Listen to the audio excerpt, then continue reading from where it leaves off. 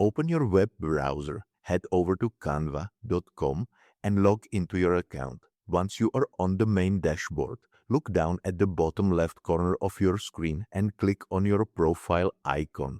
A menu will pop up on your screen, and near the bottom of that list, you will see an option that says Get the Canva apps. Go ahead and click directly on that.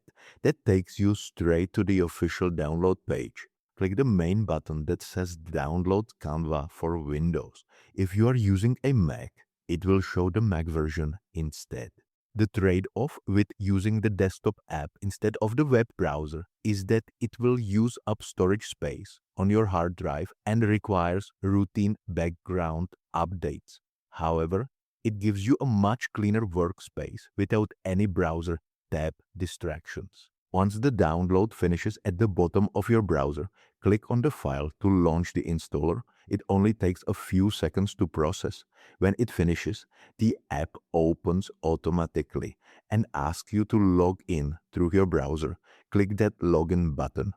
On your browser page, verify that you are in the right account. Then click the button that says Yes, continue to Canva app. Your browser will show a prompt asking to open the application. Click on Open Canva. The desktop app will bring you right to your main home page, fully logged in and ready to design. You can now close your web browser entirely. Moving forward, you can find Canva installed in your Start menu or desktop search, letting you jump right into your projects anytime. I hope you found this video helpful, and I'll see you in the next one.